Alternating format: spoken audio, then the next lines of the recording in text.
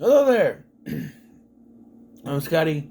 You're not welcome back to the Quentin Tarantino review series of exploring Quentin Tarantino.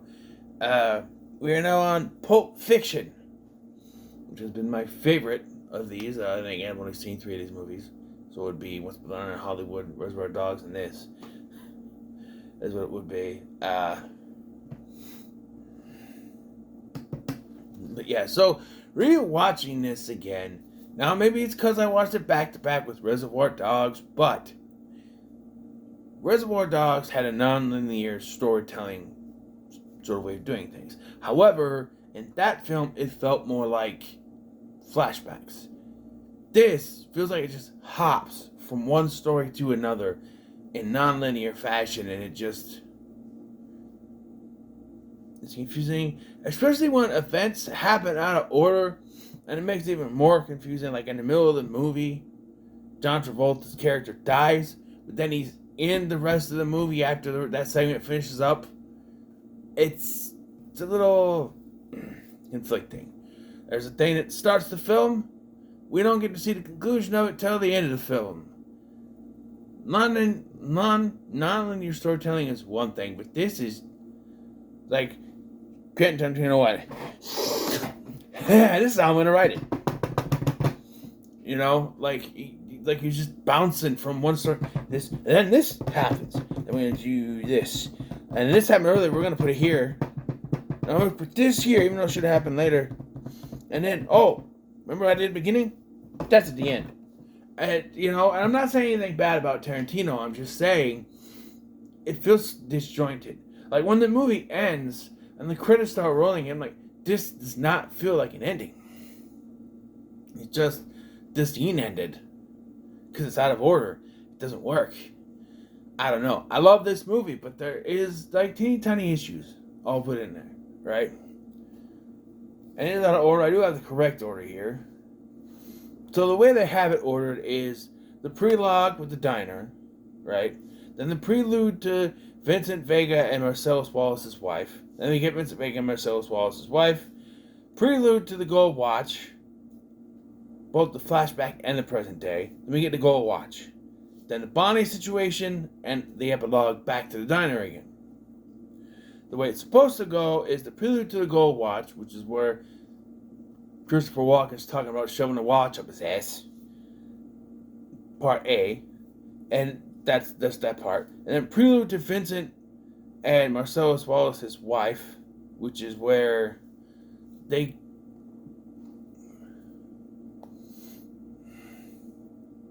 when he's telling Butch about I think that's where he tells him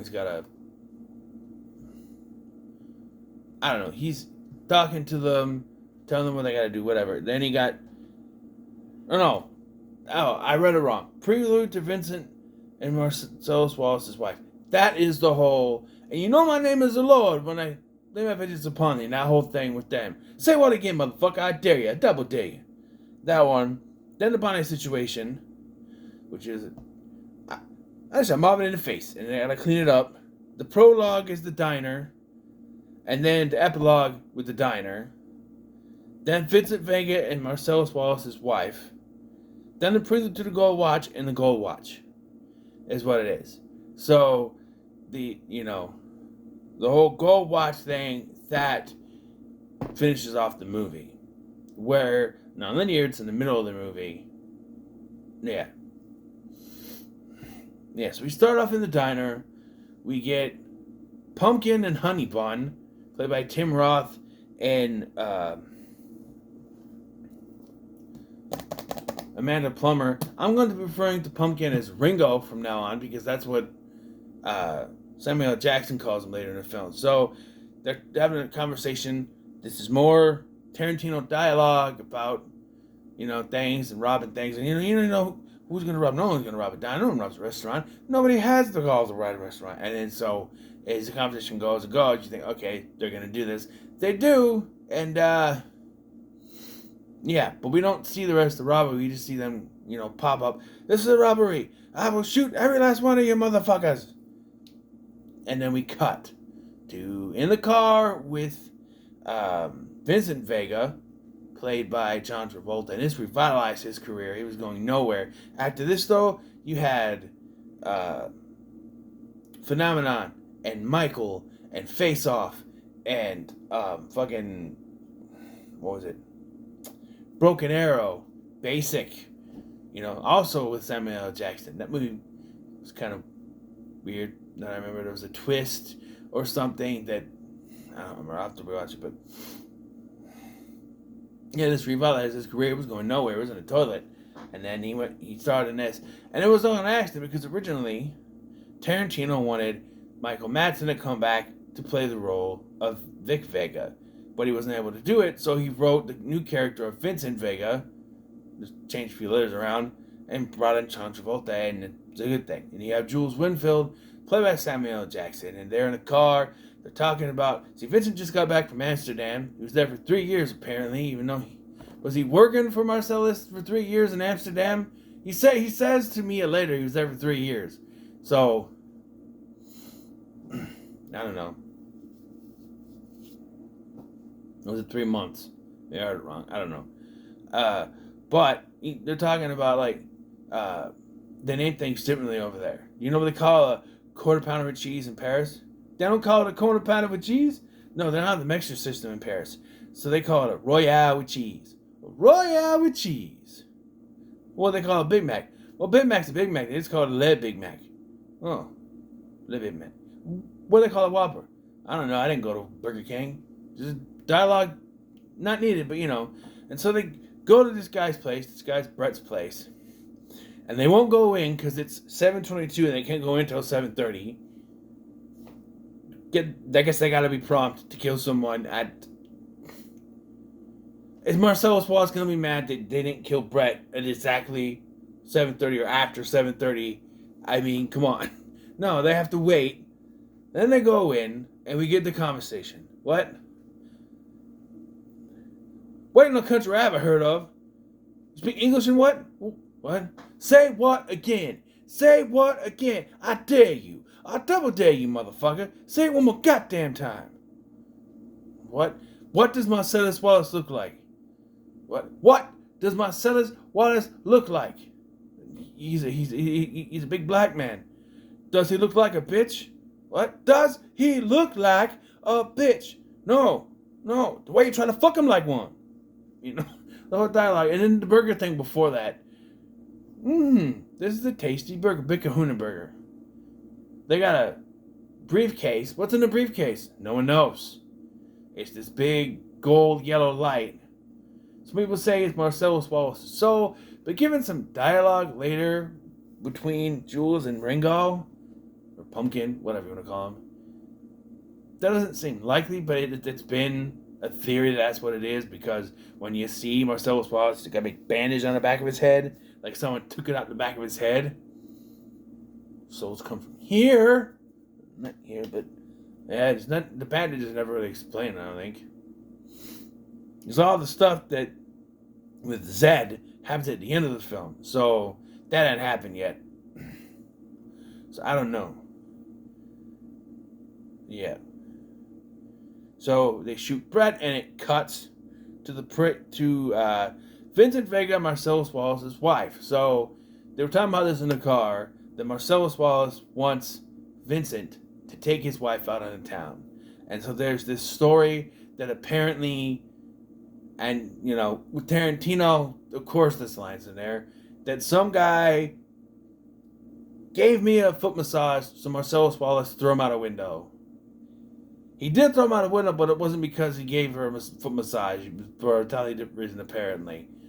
But, yeah, but he goes to see, before he goes to the date, he goes to see, not Jimmy. It's, I can't think of the actor's name. The guy that was almost Marty McFly. He was in Butterfly Effect, and he was in Eric Stoltz. He goes to see him to get some heroin. I have to, to express to you that it is heroin, because apparently no one can tell the difference between heroin and cocaine. Apparently he's trying to, Lance. Lance is trying to build up that it's better than cocaine, I guess. I don't know. I never done any of that shit. Never will. It's bad for you. You know? As evidenced by what happens later on in the movie. But anyway, so he takes it, he shoots up it, and he goes out on his date. They go to his place. It's an old... Now, they don't tell you when this is taking place.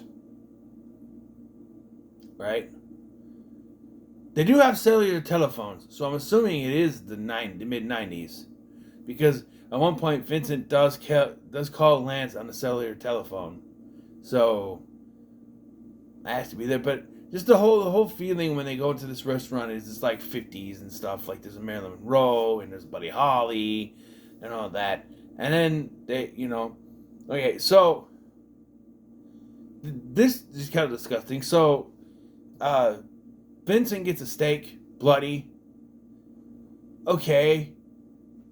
Some people get their steak bloody. But then Mia orders a burger bloody. Why? You're not, like... So, you can't have ground beef like that. I don't know. Again, there's more dialogue between them, and I can't always repeat all the dialogue, but like, she's talking about this TV show she was on, the Fox Force 5, and about 5, Fox, they're hot women, and they're all different ethnicities, and she was the one who told bad jokes, and the gimmick was, in every episode, she was in a pilot, not a TV show, it was a pilot that didn't get sold, and she was the one that told the bad jokes. I will tell it later when she tells it. But he's like, tell it to me. He's like, no, you're not. He's like, I promise I won't laugh. She goes, that's what I'm afraid of. And so then they do the dance contest, the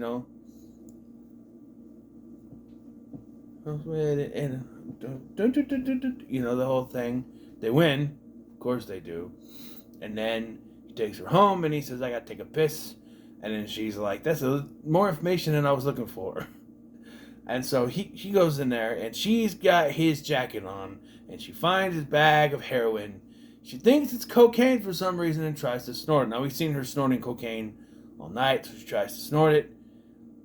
I think she still has her bag of coke, but okay. But, of course, it's heroin, so it causes her to, I guess you would say it's OD, I don't know. But your nose to bleed and everything. He comes out, and he's like, oh shit. So he takes her to Lance's house, and Lance is freaking out. What the fuck are you doing? By the way, I get it. Tarantino likes dialogue. Why do we need to go from the situation where this woman is OD'd and Vincent's got to get there fast? We cut to Rosanna Arquette talking about how many fucking piercings she has. Why is that important to what's going on in the film? I got 5 in each ear. I got one on my nose. I got one on each of my breasts. I got one on my clit and both my tongue. And just like, what? Why are you going over all this? And then, why do you have a bolt in your tongue? It works with fellatio. I'm gonna tell you right now. I've never had that. I never experienced it, but I know that shit can't be comfortable. I mean, come on. There's no way. There's no way that would be comfortable to have a bolt on there. No. Again. No. Eventually, Vincent gets there, and they do the thing where they put it in and she's brought back, right? She's brought back to life because they got to save her because Marcellus Wallace will kill everybody involved, which now includes Lance, his wife, and the random woman that was there because Tarantino wanted to have that, you go to someone's place, and someone else is already there with them. So he wanted that kind of thing. I've been there, then I go to someone's place and they have someone else there, Yeah. Excuse me. And so they save her life. He takes her home, and then she tells her joke. There are 3 tomatoes walking down the street. Mama tomato, Papa tomato, baby tomato. Baby tomato is falling behind. So Pup Tomato goes back, smooshes it, and says, catch up.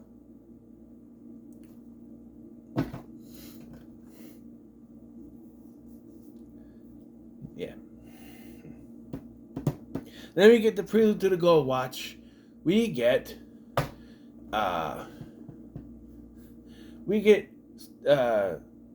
Christopher Walken cameo telling about how he knew young Butch's father, and it was his watch, and that he had it up his dad had it up his ass for 5 years. It got dysentery, and then he took it and put up his ass for 3 years, and now he's giving it to Butch. You're gonna have to clean that thing for. Does it still work? I don't know. And then we cut to Marcellus Wallace telling him he has to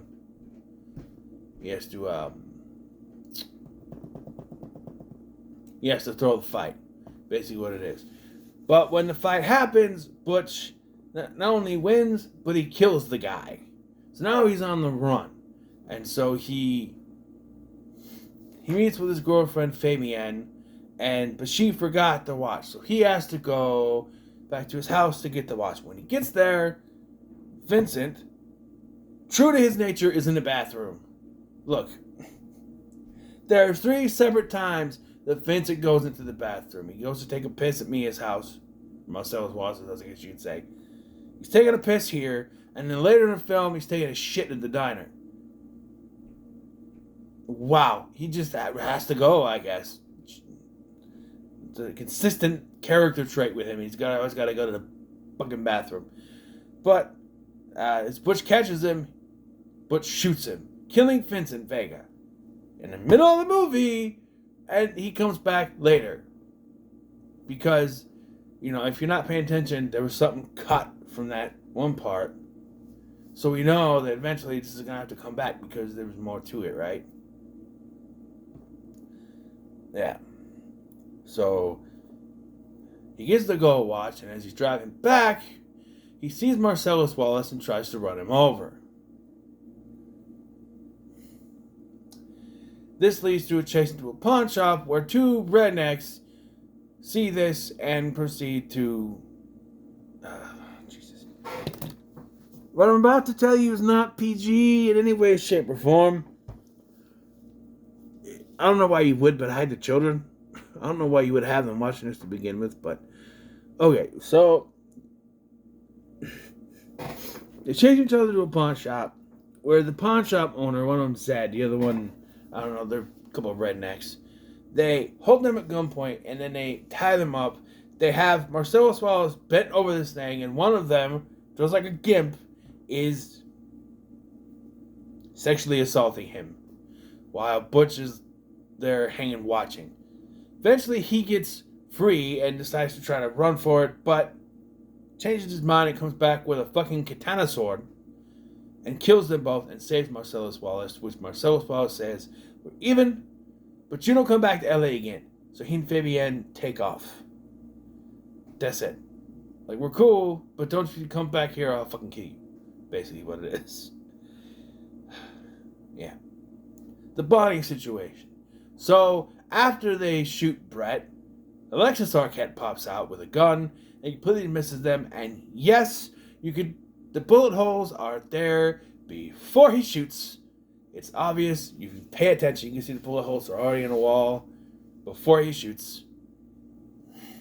What are you going to do? But neither of them are shot. Then they shoot him, and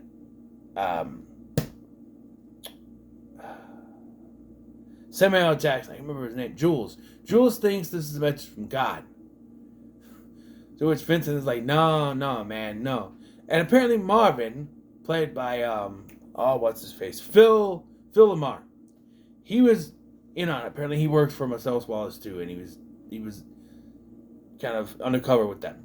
He was, so they're all in the car. Vincent is talking to him, and because Jules hits a speed bump or something, the gun fires and shoots Marvin in the face. What the fuck just happened? I just shot Marvin in the face.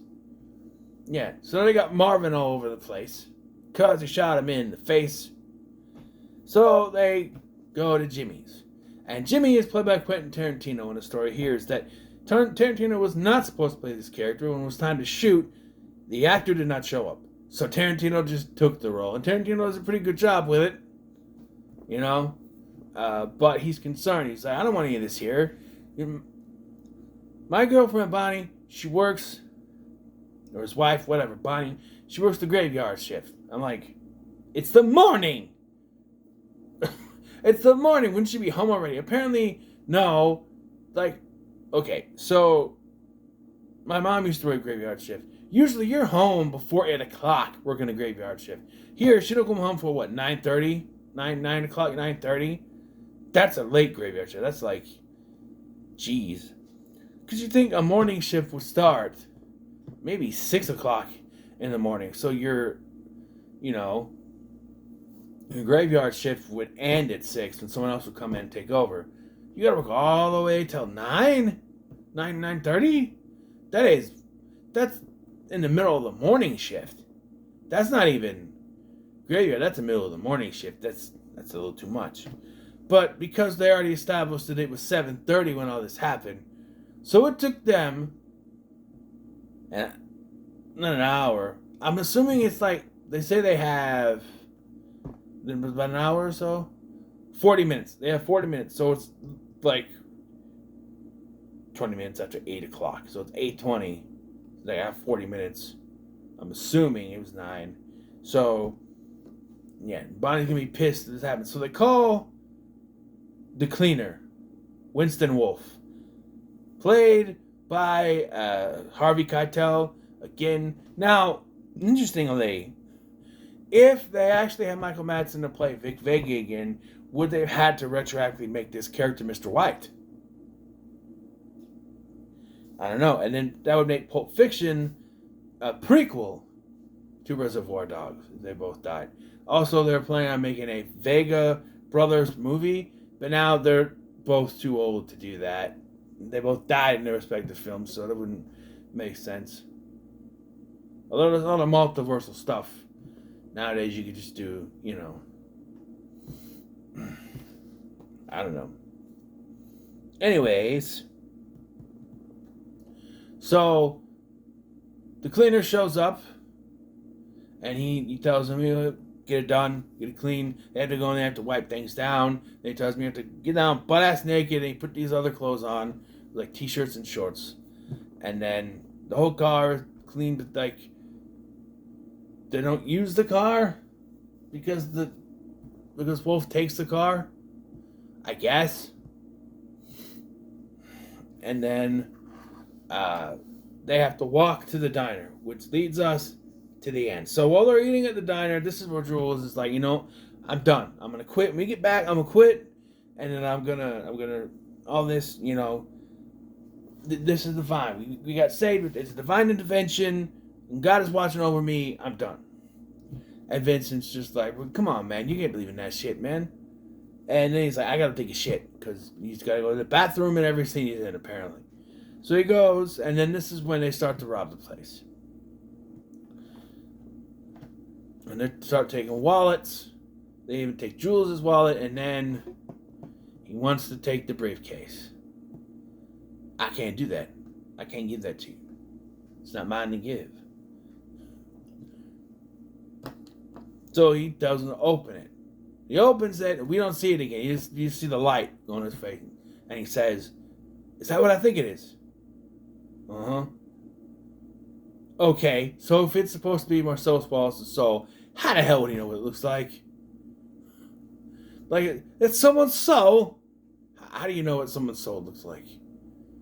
Well, by this point, Honey Bunny is also freaking out because Jules has taken him and now has him holding a gun. She jumps on the freaking booth and pointing a gun at him. He's like, we're gonna be cool. We're gonna be like Fonzie. And what's Fonzie? We're gonna be like 3 fucking Fonzies. And what's Fonzie? He's cool. He's cool. Correctamundo. And then in the middle of this though, we do flashback to, but flash to, cut to Vincent on the toilet reading shit. Then he comes out and he's got her at gunpoint. And what I kind of like about this is they don't save the day, right? Jules allows them to take all the wallets or whatever they stole from the cash register. Even gives them $1,500 in cash from his wallet. And says, "You can go, get out of here." He lets them rob the place. They just keep the briefcase and they leave. That it's not like he stops robbery. He doesn't. He allows it to happen. He gets his wallet back. It's the one that says "bad motherfucker," and then they get to keep the briefcase. That's it. They don't stop the robbery, and then the movie ends. Yeah. So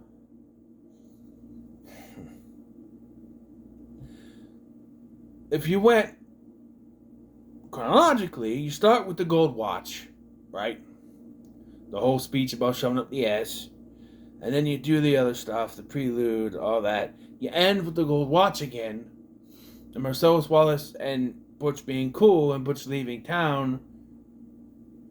I think it works. Because then you'd have all of this. The prelude to Vincent Marcellus Wallace's wife. The Bonnie situation. Both parts of the diner. Then Vincent Vega and Marcellus Wallace's wife. Prelude to the Gold Watch B, where he tells him to throw the fight. Then the Gold Watch. I think it would work better if it was linear. Now, it's not a bad movie either way. I just feel like it's disjointed the way that Tarantino put it forward in his film. You know? I thought that the first time I watched it, but like watching it now, it's a bit disjointed. But that doesn't change it from going to the moon. To the moon, because I'm not going to throw the steelbook, but because it is, in my opinion, his best film. It's well done. The acting is great. It has like the most star-studded cast. It's only his second film. Think about that. He had a star-studded cast in Reservoir Dogs. This is mind-blowing, this star-studded cast he's gotten in 2 films, both made independently, and he's got enough credit to get this cast. You look at the cast he had in that one, in his first film. And then you think this one, just one film later, he's got John Travolta, Samuel L. Jackson, you know, Harvey Keitel, Eric Stoltz, 2 Arquettes, Frank Whaley, Phil Lamar, you know, freaking, what's her name? I can't think of her name. People are screaming at me right now. Uma Thurman. She likes to dance like Uma Thurman. Bury me, girl, I can't. She likes to dance like Uma Thurman, and I can't get her out of my head. Yeah. That's what that song is referencing, is this movie. You know what I mean? But, yeah. This movie goes to the moon. It's fucking awesome. I love it. Even if it's disjointed sometimes, you know, when I think about how it would be linear, it's still a great movie. Even not linear, it's still a great movie. It's just, you know, it's a great movie. So, what are your thoughts on Pulp Fiction? No comments. Make sure to like, share, and subscribe. Thank you for watching. I've been Scotty, and next we get to see some movies that talk about some movies I haven't seen before. So, let's see how it goes. Till then, thank you for watching. I've been Scotty, and I'll see you in the next one.